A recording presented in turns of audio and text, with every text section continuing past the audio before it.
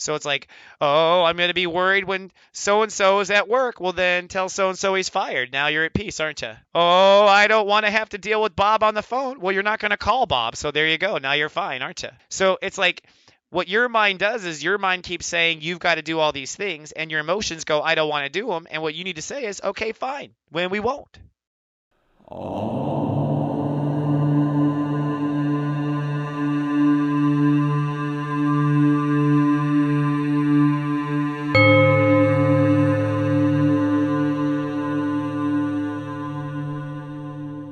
Hello, my friends, and welcome to another fabulous week of 2016.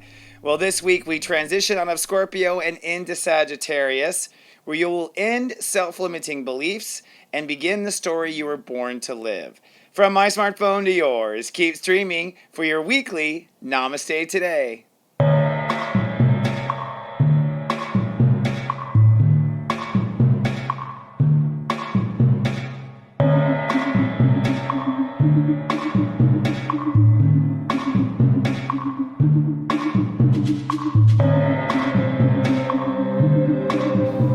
Welcome to Namaste Today, a sneak peek at your upcoming week. I'm your host and spiritual life coach, Sensei Christopher Watecki. I consider myself to be on a mission of light in this lifetime to help raise the vibration of love and help my viewers come into their hearts and begin to walk the light, which I call light walkers. Namaste, my friend, and welcome to another fabulous week of 2016. Well, last week we were wrapping up our final emotional boundaries in Scorpio, and this week, which is a holiday week in the United States, we have Thanksgiving at the end of the week. We'll be facing our self-limited beliefs, and we'll be opening up to unlimited possibilities. And as I've said before, this is the beginning of the story you were born to live. But before I dive deep into this spiritual week's topics, let's take a look at your 5-day moodcast and your zodiac weather. This zodiac weather and 5-day moodcast covers from Monday, November 21st to Friday, November 25th, 2016. Looking at your 5-day moodcast, on Monday I predicted to be cloudy with a chance of showers. That's because we'll have our final test on Scorpio boundaries. Don't be too surprised if at least one person tests those boundaries. On Tuesday I'm predicting cloudy and a bit wonky. That's because step 0 rules the day, and there's a lot of serious action going on with Venus and Pluto and Mercury and Saturn. Then on Wednesday, the day before Thanksgiving, it's sunny and super serious. Mercury dead conjunct Saturn on this day, and by the end of the day, it's kind of emotional. So Wednesday night might be a chance of minor showers. Then Thursday, Thanksgiving, I'm predicting cloudy and emotional for most of the day. That's because step 2 rules the day. Things are quite serious with the Mercury on Saturn. But by the end of Thanksgiving, or let's say the early afternoon, evening, the clouds do part, and step 3 rules the day. And that's the Grandmaster step of Sagittarius. So you'll likely come to a new understanding where your mind will open by the end of the holiday. Then by Friday, Black Friday that is, we're going to find it to be sunny and shocking. The day starts with step 3 and new beliefs, but ends with step 4, which is breakdown, breakthrough energy. So expect the unexpected, especially if you go out shopping. Well, last week's theme was feeling through our term limits, and this week the theme is ending our self-limited beliefs and opening up for unlimited possibilities. So let's take a look at next week and my new segment called A Sneak Peek at Next Week.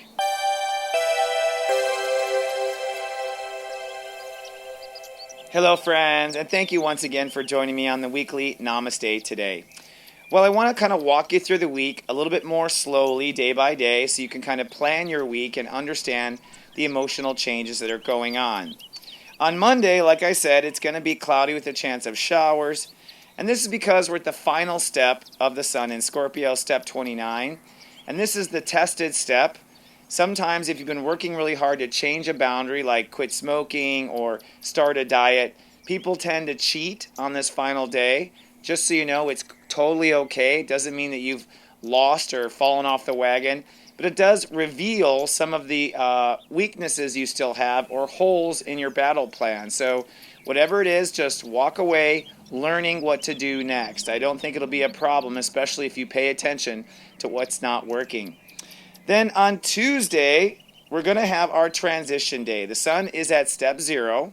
The moon is in Virgo, so it's going to be cloudy and feeling kind of wonky. Step 0 means just that. 0 means 0. You'll feel no energy to do some things. You won't feel like doing anything really. It's the only day of the transit ruled by Scorpio, so it may feel a little reminiscent of the last 30 days we just felt. Maybe you won't even feel that Sagittarius has come. And the moon in Virgo makes everything hyper aware. So we're feeling every bump in the road, seeing every detail in the sidewalk. It's one of those days. But we're definitely feeling the change. And part of the wonkiness also is that Mercury is approaching Saturn now, and that's making our minds very serious, making us want to make decisions and be clear on things. And Venus is approaching Pluto, which means that the old way of us receiving is starting to die, leaving us with no new way necessarily in front of us. Then on Wednesday, we're getting rather serious. The sun will be ruled by step 1, which means our love will come forward. Perhaps on Wednesday you'll start to feel your excitement for the holidays, at least here in the United States. But Mercury will be on Saturn, and Venus will be at step 13, Capricorn. So what that means is that the way we receive will have a bit of a breakdown. This might be the time where you actually no longer can receive the old way. A good example of this is if you're used to, let's say, throwing a temper tantrum to get your way with somebody, you'll find it just doesn't work anymore. So the old ways of receiving will start to collapse, leaving us, like I said, with no new way as a clear indication. And you're going to find that collapse continuing through the holiday and the end of the week. The moon is in the high degrees of Virgo on Wednesday, so emotions are trying to plan for the future, and that's really kind of futile. You just want to be focused on the moment, but recognize you will be a bit obsessed with that task. Then on Thanksgiving Thursday, I'm saying it's a bit of a blue Thanksgiving, at least in the morning. It's going to be cloudy and emotional for most of the day. That's because step 2 rules, and that makes us really moody and opinionated, especially about our beliefs. This is probably why most people argue around the Thanksgiving table about politics and religion, because step 2 is our emotions and Sagittarius is our philosophies. So it's no accident that we sit around thinking and talking about what we believe, and because our emotions are ruling the day, we're probably quite passionate about it. Now, the moon is squaring Pluto and crossing over Jupiter on this day, and that means a lot of fears come up, especially about how to receive and will we receive. And the fact that it crosses Jupiter means that we're going to do a lot of growing on Thanksgiving. So Thanksgiving will be a bit of a dramatic day, I would say, where you're going to do a lot of learning and you might end up leaving some old beliefs behind. Venus is conjuncting Pluto on Thanksgiving, and so as of Thanksgiving, it is officially the old way of receiving is dead. So this may be that a certain way of salary ends. This may be a certain way of attention getting ends. But something in how you receive will be dead, leaving you open for new receiving. Then come Friday, which is Black Friday, the most busiest day for shopping in the United States of the year. This is going to be a weird day. It's ruled by step 3 and step 4. So the beginning of the day is super optimistic, but then around halfway through the day, it's breakdown. So you might go out shopping and think everything's fine, but then around 2 or 3 p.m., depending on where you live in the United States or the world, you're going to find that shift just starts to break down. And that may mean your car or your energy or whatever. What's breaking down is false beliefs, and that's what we're going to talk about. False beliefs or self-limited beliefs are beliefs that no longer apply to your life. So you may be kind of slapped in the face with a false belief or a self-limited belief or belief you've outgrown, like the tooth fairy, and that might be what's responsible for your minor breakdown on Friday. By the way, I'm predicting a breakthrough on Saturn Day. So now, let's get a little deeper with this week's topics with my favorite segment, Go Steep Yourself Some Tea, and let's have our weekly tea time.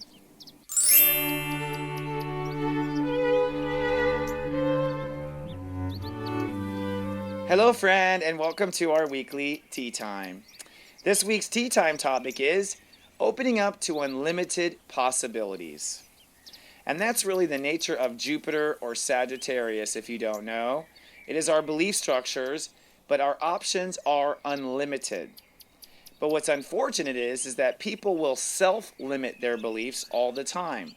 They'll put certain beliefs on top of themselves, maybe beliefs since childhood, maybe a belief like they can't make it without money, or they can't succeed without someone's help, or they'll never meet someone they love again.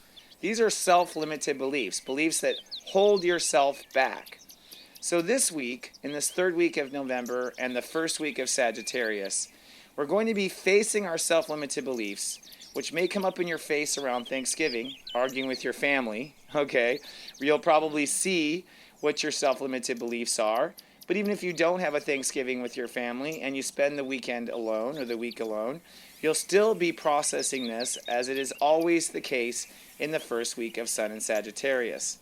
Also, in the first week of Sun in Sagittarius, we tend to find false beliefs in a national level coming out. So sometimes lies are exposed, or sometimes brand new fascinating information opens up on the horizon, or we make great new discoveries, such as discoveries in space or discoveries in science, which then opens up our self-limited beliefs. We used to think it was this, but now we realize it's much wider.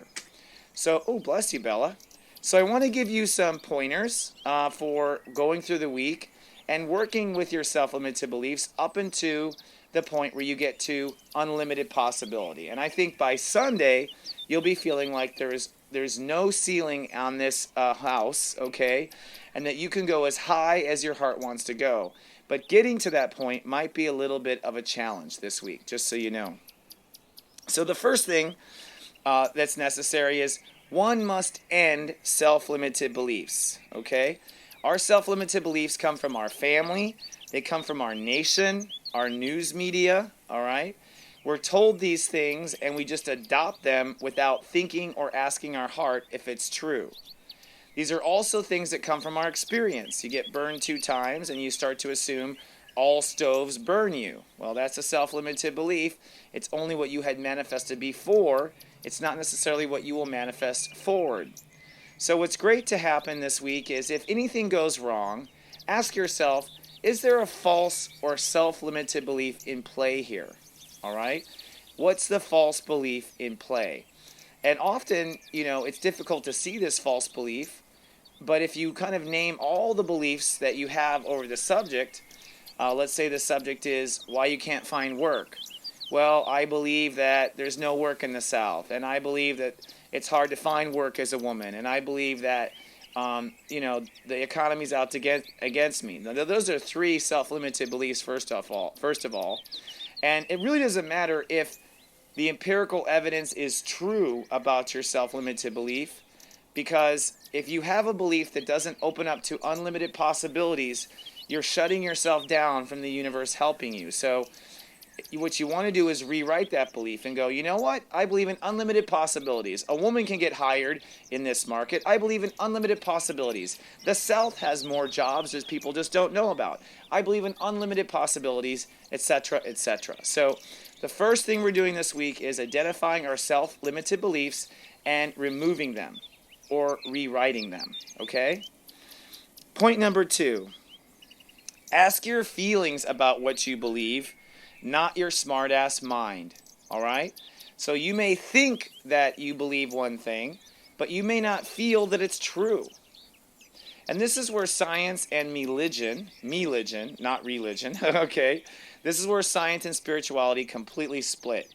Science says you have to know the facts, and facts are the way they are, period.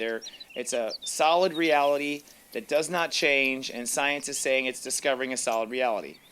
On the other hand, those of us who are spiritual, who are creationists, say that life is whatever we create. Sensei will go so far here as to point out that science has recently shot itself in the foot because with all of its discovery of multi-dimensions, relativity, and also the whole point of whether or not light is a particle or a wave based on the observer, science every day proves more and more that reality is relative to the observer and not some concrete fact. So they're going to end up in our camp, okay? The point is, though, your feelings know the truth. They may not know why it's true. They may not be able to prove it's true, but your feelings know the truth. And I put out an audio blog this week about the mass greedia, and I told everyone, listen, when you hear a headline, when you hear something, ask your feelings. Does this feel true? Does something feel off? A lot of liars, by the way, lie by giving half-truths. And that really confuses people. We'll talk about that another time. But if there's a half-truth in there, you'll feel that part of it's right and part of it's wrong. And that's a fair answer. It's not always black or white. So a lot of times I'll say, some of it's true, but something's off also. So that's also a fair answer. So ask your feelings for what's true or not true to identify your self-limited beliefs. Point number 3, open up to what you may not know. Open up to new educational resources. Open up to new information. All right? I get so frustrated when someone is unwilling to hear my point of view, and I am so willing to hear theirs. So a closed mind where people go la la la la la, those people are headed for misery in the end, because the world is continually expanding. And this is why conservatism doesn't work. You can't conserve something forever. You can't put up a dam in front of the ocean and expect it not to get knocked down. I'm sorry. The only thing that's guaranteed in life is change. So even if you did know yesterday and you were an expert 2 weeks ago, guess what? The world has changed. The earth has moved. The universe has expanded.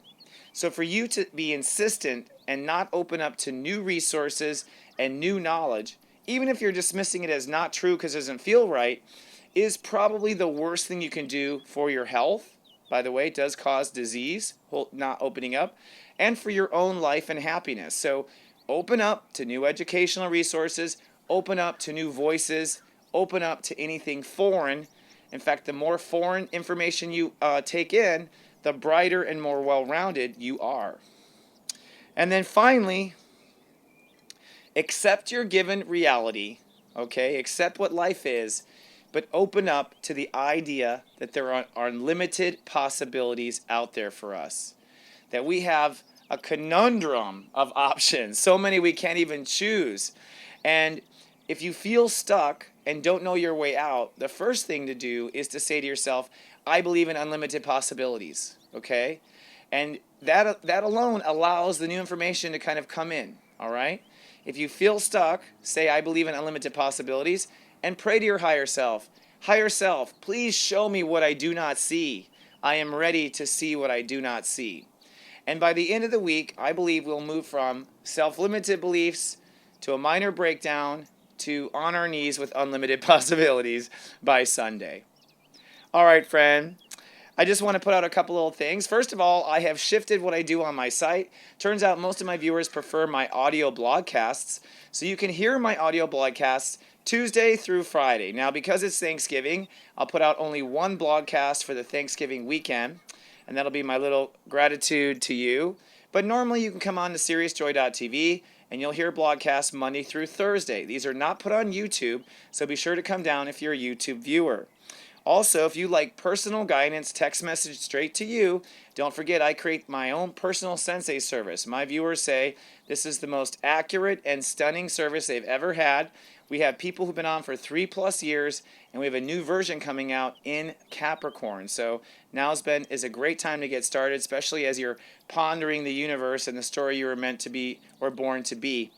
And then also I want to ask that if you are watching on YouTube, please be kind and do subscribe. And I'll tell you as well, if you like to follow me on Twitter, my handle is CWateki. And the final note I will tell you is that I'm having a reading sale. This is the last reading sale of my season. I'm booking up for December and early January. If you buy a reading right now, you'll get $25 off of a half hour or a 60-minute, and about $6, about $5.50 off of a 15-minute. I'll also point out that I make a great gift, especially for those stubborn relatives that don't listen. I'm really good at talking to them and helping them see a new perspective and cracking that door open on their self-limited beliefs. So if you're interested in a reading, come on down to wateki.me, which all points to Serious Joy, but still that's the part with the readings. All right, my friends, I hope you have a great Thanksgiving in the United States. And I say thank you and gratitude to everyone else in the rest of the world. I know this is the US's holiday, but I want to let you know that if you're in the rest of the world, I'm grateful for you as well. And I will see you next week with your next Namaste Today weekly episode. Until then, remember, I love you and live, love, be.